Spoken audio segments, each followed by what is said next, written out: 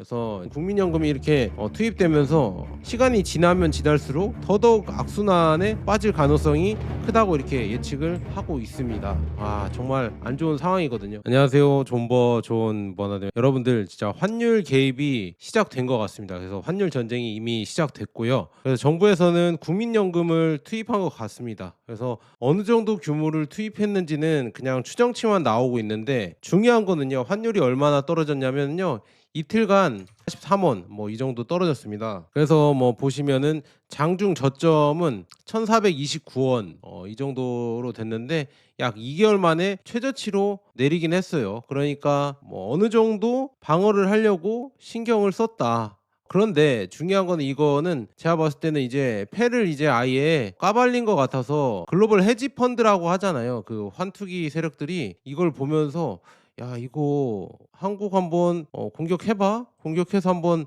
돈 벌어봐, 이렇게 할 수 있는 지금 위험성이 더 늘어났거든요. 그래서 이게 이제는 한국이 갖고 있는 이 기초 체력까지도 이제 거의 헤지펀드 애들이 알아챌 수 있게 그렇게 이렇게 패를 점점 보여주는 거 아닌가 걱정이 되거든요. 그래서 제가 1992년 영국의 이 파운드화 급락 사건이 있거든요. 조지 소로스 이 헤지펀드가 여기에 들어가서 영국의 파운드화를 급락시켜서 한탕 해먹은 사건이 있어요. 그래서 그 사건이랑 지금 우리나라 환율 전쟁 시작한 거랑 비슷비슷해서, 과연 이제 우리나라가 이렇게 환율을 내렸는데 헤지펀드가 갑자기 공격이 이제 들어온다고 하면요, 어떻게 될 것인가, 뭐가 위태로운 것인가, 그러면은 우리는 개인적으로 어떤 거를 준비해야 되는가, 이런 거를 한번 말씀해 드리도록 하겠습니다. 여러분들, 좋아요랑 구독 한번 눌러 주시고요, 공유도 한번 부탁드립니다. 자, 그래서 지금 환율의 급락의 직접적인 요인은 뭐냐, 정부가 이미 초강수 좌시하지 않겠다, 그래서 구두 개입하면서 실 개입을 또 병행을 했잖아요. 그 다음에 두 번째, 이게 중요하죠. 국민연금이 이제 전략적 환해지를 본격 가동하면서 24일 날 약 25억 달러 추정의 물량이 나온 것 같다. 근데 이거는, 중요한 거는 기금 운용이 의결 없이 수시 집행 가능 구조입니다. 그러니까 수시적으로 개입을 할 수 있다. 진짜 이 우리의 노후 대비하라고 줬던 돈을 다 이 환율 방어에 다 이제 쓰고 있죠. 그만큼 우리 노후가 없어진다는 얘기로 들리거든요, 저는. 그래서 이게 참 걱정이 되는데요. 그런데 중요한 거는, 이 환율 전쟁이 시작됐는데, 그래서 대대적으로 이제 국민연금이 투입됐는데, 저는 좀 그렇습니다. 솔직히 이게 다인가? 이게 우리가 최후의 수단을 동원을 했는데 이 정도 효과밖에 안 날까? 지금 4,480원대 이때에서 70원, 80원 이 사이에서 내려왔다는 게 1,440원대 이 정도로 내려온 거거든요. 물론 하락했을 때 1,429원까지 찍었다 올라왔다고 하는데요. 그건 바로 반등했죠. 반등하면서 1,440원대를 또 올라왔다. 그리고 계속 이제 헤지펀드만 아는 게 아니라, 이 환투기 세력만 아는 게 아니라, 국민 모두가 이 달러가 중요한 걸 다 알고 있죠. 너도 알고 있고 나도 알고 있고, 존 버나드도 이거 원화보다 달러가 중요하다는 거 당연히 알고 있죠. 원화 이거보다 달러가 중요하다. 왜냐, 원화 막 소비 쿠폰으로 뿌리고 엄청 발행을 많이 해서 막 뿌려대잖아요. 그러니까 원화의 가치가 달러보다 더 떨어지겠죠. 기축통화도 아닌 것이 그렇게 뿌려대면 이게 가치가 유지될까? 그러니까 지금 보면은 환율이 이렇게 내려와 줄 때 결국은 우리는 땡큐 하면서 달러를 이 아래에서 계속 매입하는 국민들도 있을 것이고, 아니면은 국내 기관들도 있을 것이라고 저는 보는데, 국내 기관은 아마 정부 눈치를 봐서 못하겠지만, 우리 개인들은 달러를 충분히 환전할 수 있죠. 이렇게 환율을 낮게 또 해준다고 하니까 빅세일이다 이렇게 볼 수 있습니다. 근데 중요한 거는 이게 다인가?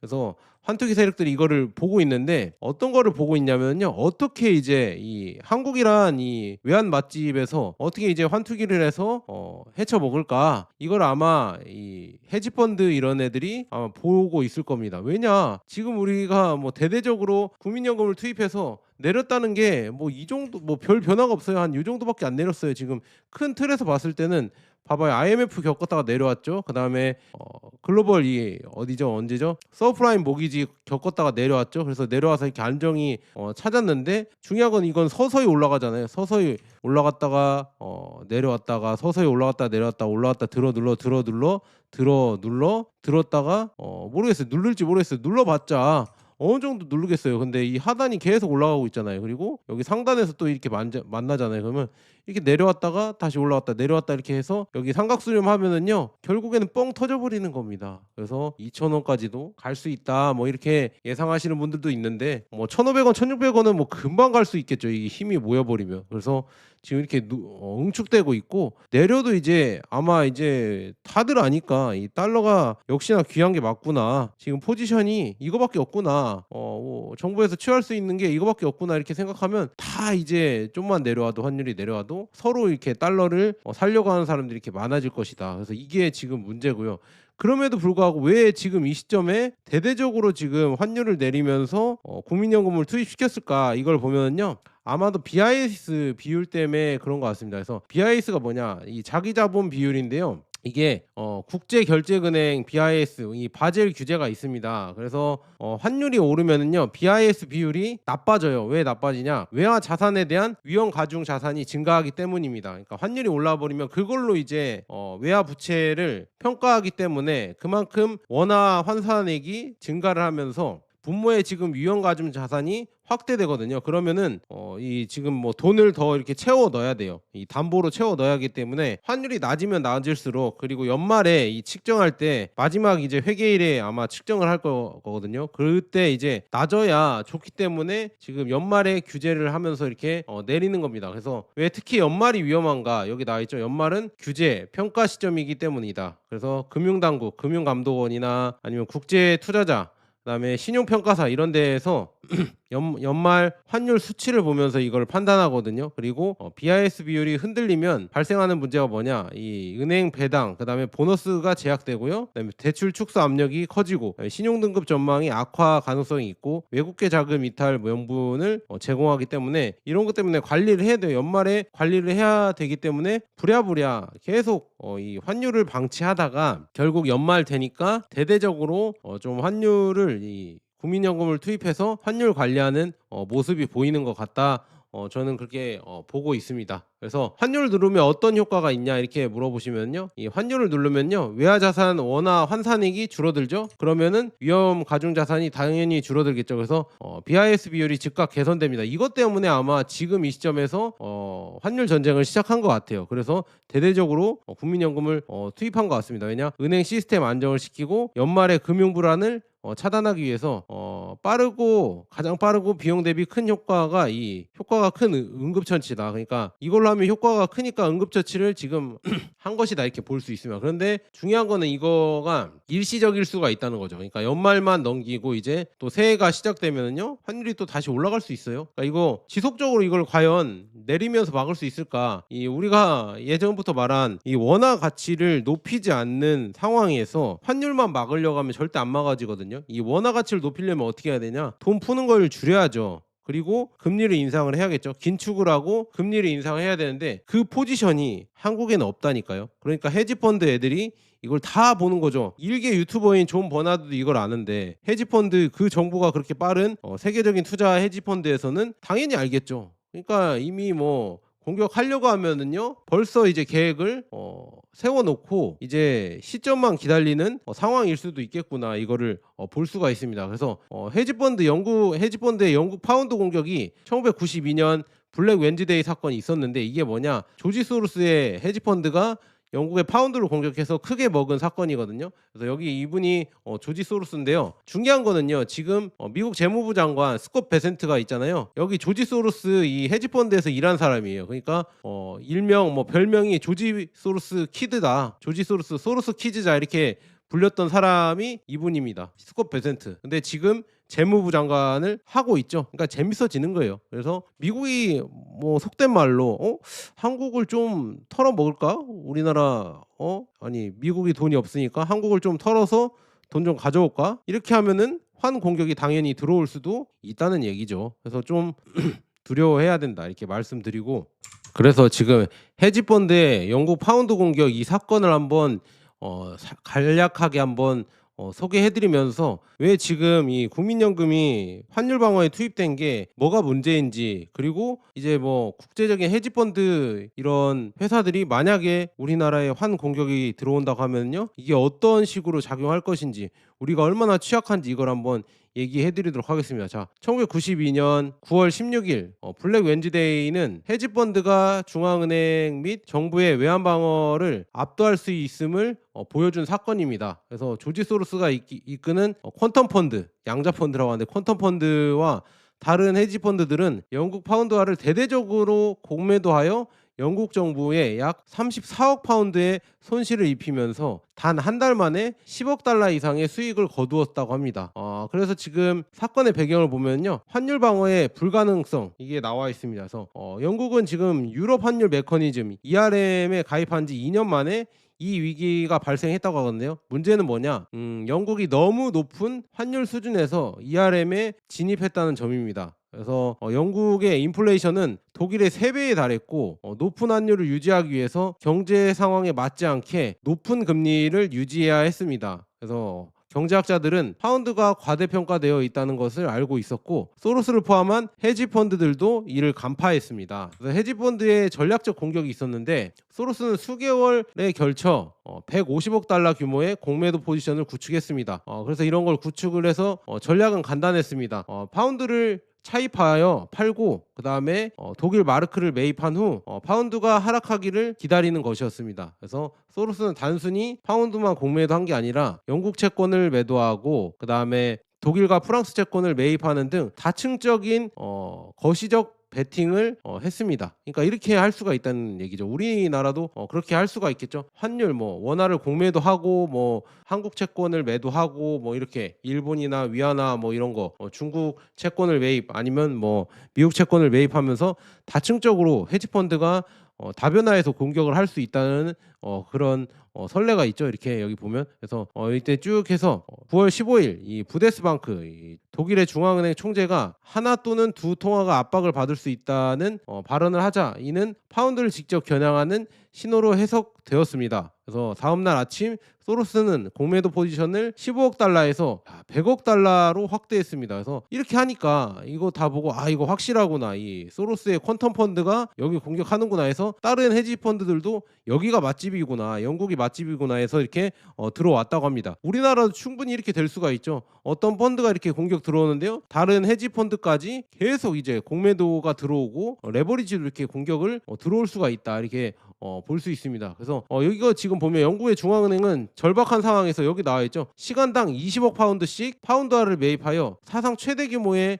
시장 개입을 감행했습니다. 그래서 로먼 레몬트 재무장관은 기준금리를 10%에서 12%로 올렸고, 심지어 15%까지 인상한다고 이렇게 위협을 했습니다. 그래서 그러나 시장 참여자들은 이러한 조치가 지속 불가능하다, 이것을 알고 있었습니다. 그래서 경기 침체 상황에서 금리를 계속 올리는 것은 정치적으로 받아들여질 수 없었기 때문입니다. 이렇게 나와 있네요. 그래서 결국 영국 정부는 1992년 9월 16일 저녁에 ERM에서 파운드를 철수했습니다. 그래서 이렇게 철수하니까 파운드는 독일 마르크화 대비해서 15% 하락을 했고요. 그다음에 미국 달러 대비 25% 하락을 했습니다. 그래서 25%가 하락을 했으면 우리나라가 지금 1,400원대이니까 뭐 25%면 얼마죠?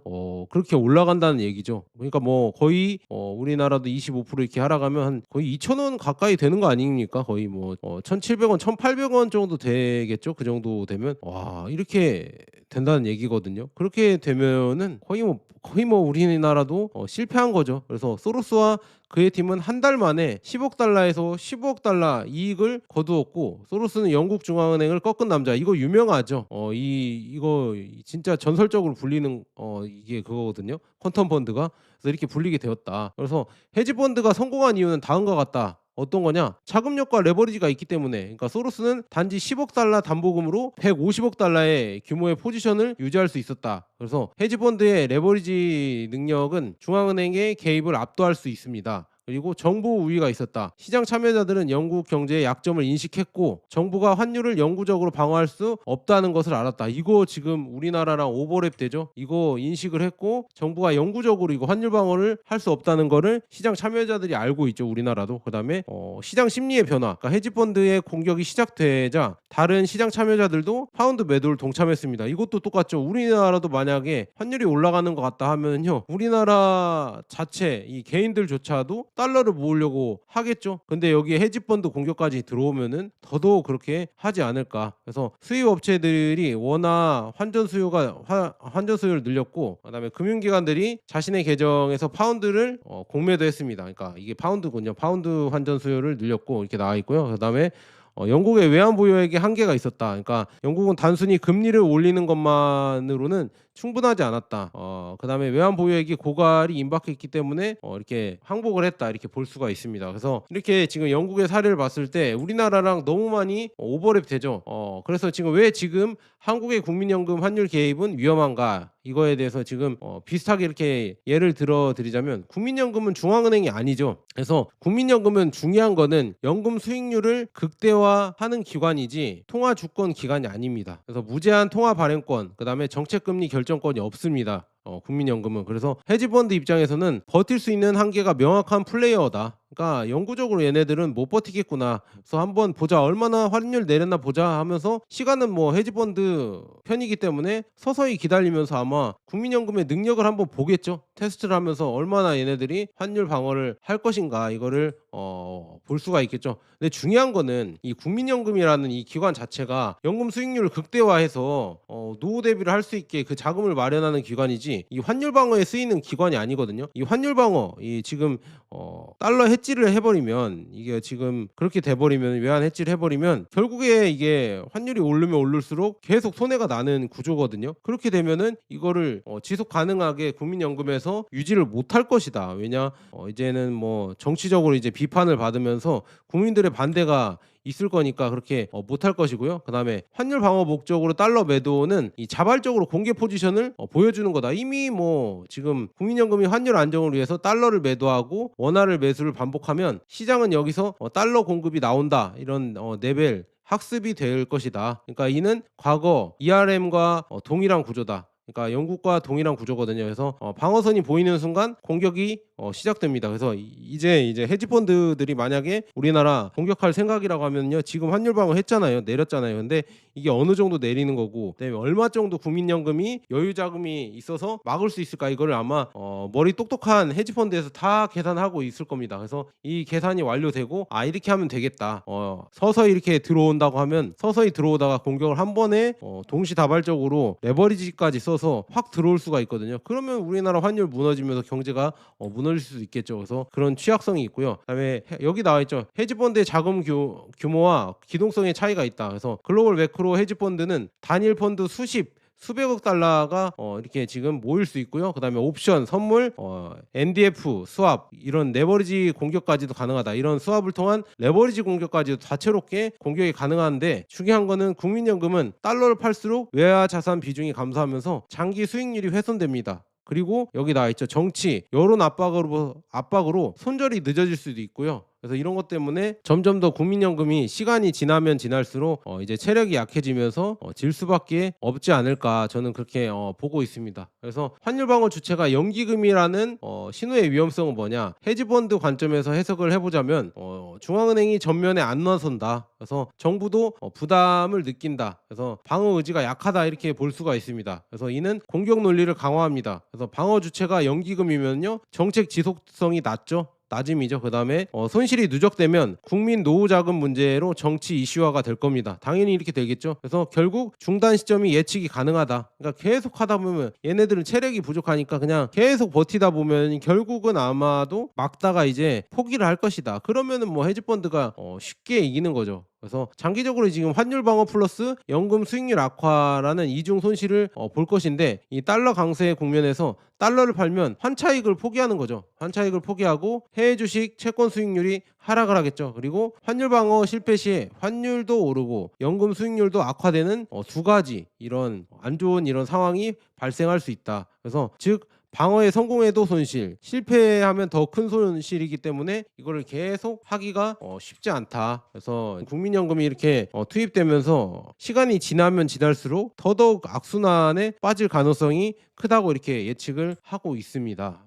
정말 안 좋은 상황이거든요. 그래서 영국이랑 지금 한국의 이 구조를 비교해 봤을 때 이렇게 나와 있죠. 중앙은행, 뭐 그다음에 현재 한국은 연기금, 그다음에 중앙은행에서 고정환율을 했죠. 정치적 고정환율, 그다음에 사실상 심리적 마지노선이죠. 이거 연기금, 국민연금 뚫리면 거의 뭐 이제는 막기 쉽지 않죠. 그다음에 공격 세력이 글로벌 헤지펀드 2개 만약에 들어온다고 하면 이렇게 들어오겠죠. 그다음에 방어의 한계가 외환 보유액이고요. 그다음에 한국의 방어의 한계는 연금 수익률과 정치 부담이 있습니다. 정치적으로 반대에 봉착하겠죠. 그래서 중요한 거는 방어 실패를 했고요. 그리고 지금 우리나라 연금은 지속 불가능한 구조죠. 이걸 계속 막을 수는 없을 겁니다. 그래서 이런 것 때문에 헤지펀드가 만약에 공격을 들어온다고 하면요, 아마 취약한 구조고요. 그렇다고 하면 우리나라도 금리를 올리면 되지 않을까. 근데 금리를 못 올린다는 거를 헤지펀드도 알고 존 버나드도 알고 우리 지금 시청자분들, 구독자분들도 다 알고 계시죠. 그러니까 이제는 거의 막혔어요. 얘는 이거 하나밖에 없구나. 이 달러 매도해서 환율을 방어하는 이 방법밖에 없구나. 그럼 헤지펀드가 알아버리면은요, 거기에 반대되는 베팅을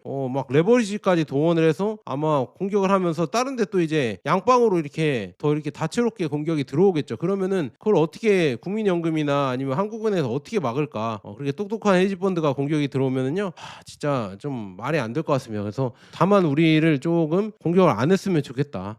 아니면 우리나라가 지금 뭐 이렇게 약한 척하면서 속임수라고 하죠. 블러핑이라고 하죠.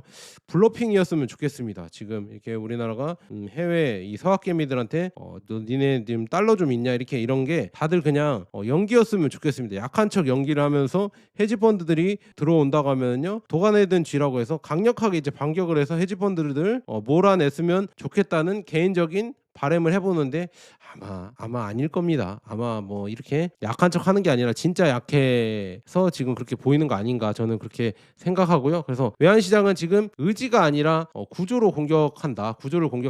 그래서 국민연금의 환율 개입은 중앙은행 방어보다 훨씬 약한 신호이고요. 그다음에 헤지펀드 입장에서는 시간이 자기 편인 게임이다. 그러니까 기다리면 무조건 이긴다. 헤지펀드가 국민연금이 얼마나 방어하는지, 얼마 써서 얼마가 반응하는지 당연히 파악을 할 수가 있겠죠. 얘네들은 똑똑한 애들이니까. 그래서 지금 영국의 블랙 웬즈데이 여기랑 구조적으로 유사한 취약점이 존재합니다. 그래서 환율은 막고 싶다로 막아지는 시장이 아닙니다. 그래서 막을 수 없는 주체가 나서는 순간 그 자체가 공격의 신호다. 그러니까 헤지펀드들이 이제 국민연금 저렇게 하는 거 보고 몇 조를 쓰면은 한 20원이 떨어지네. 이 정도 떨어지는구나. 국민연금이 갖고 있는 지금 자산이 얼마지? 뭐 702조야? 그러면 어느 정도 이렇게 쓸 수 있겠네. 그럼 이 정도 내려오면은 우리가 공격 들어갈까? 아니면 뭐 이렇게 우리가 또 공격을 설설 해보면서 테스트하면서 취약할 때 한 번에 레버리지를 써서 한번 지금 한국의 외환시장을 공격해볼까? 이렇게 충분히 생각할 수가 있다. 그러니까 우리나라가 진짜 취약하다는 얘기죠. 지금 영국의 이런 예전 헤지펀드 공격 사건처럼 우리나라가 진짜 맘만 먹으면은 헤지펀드 세력들이 약한 거 알고 국민연금을 파고들면서 공격할 수가 있다. 그러니까 지금 우리 국민들도 똑똑해요. 지금 보면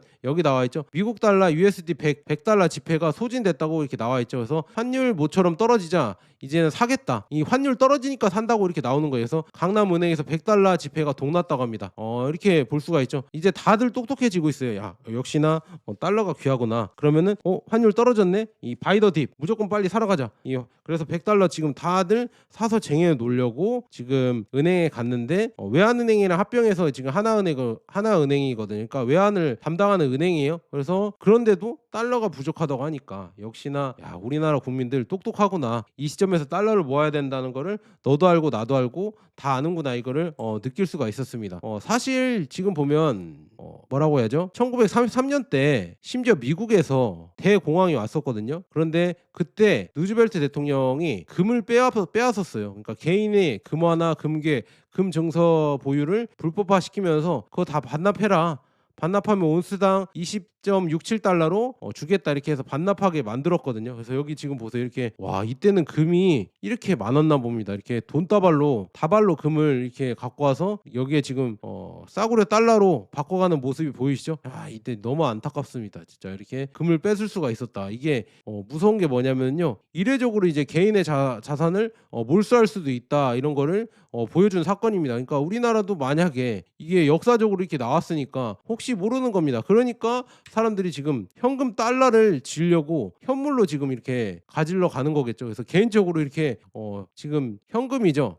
달러 현금도 보유하는 게 맞는 것인가 저는 이렇게 조금 생각을 해보고요. 그래서 저는 여러분들 말씀드리잖아요. 실버바 현물로 모으셔라. 실버바랑 골드바 현물로 모으시면 좋다. 왜냐 위기 때 충분히 이게 강화되면서 이 강력한 이런 힘을 발휘할 수가 있다. 그래서 금모으기 운동이랑 음모으기 운동 지금 하고 있거든요. 그래서 제 거 링크 제품 보기 여기 왼쪽 란을 클릭해 주시면은요 오른쪽에 뜨거든요. 여기 링크 들어가셔서 뭐 여러분들 골드바나 실버바 한 번씩 보시고요. 사실 분들은 뭐 사시면은 좋고 아니면은 들어가셔서 뭐 책을 사시던지 아니면은 뭐 여러 가지 생필품 이런 것도 사주시는 분들이 있더라고요. 그래서 그런 거 사주시면 저한테 도움이 되니까. 근데 저는 웬만하면 골드바랑 실버바 여러분들 한 번씩 보시고 실물에 관심 가져보시면 좋을 것 같습니다. 왜냐? 지금 똑똑하신 분들은 지금 현금, 이 달러 현금을 모아가고 있고요. 그다음에 지금 실물 금과 실물은 실버바와 골드바를 모아가고 있습니다. 자, 여기까지 좋은 번화될 거 여러분. 자, 환율이 진짜 걱정됩니다. 제가 주식시장이나 아니면은 ETF 이런 거를 원래 꾸준히 봐주는 유튜버였는데요. 환율이 요즘 너무 재밌어서 환율 이쪽 얘기로 계속 해드리고 있거든요. 여러분들 더 듣고 싶으시면 좋아요랑 구독 꼭 해주시고 공유도 한 번씩 부탁드립니다. 긴 영상 시청해주셔서 정말 감사합니다. 자, 진짜 환율이 정말 걱정되고요. 앞으로 이제 어떻게 될지 한번 지켜보도록 하겠습니다.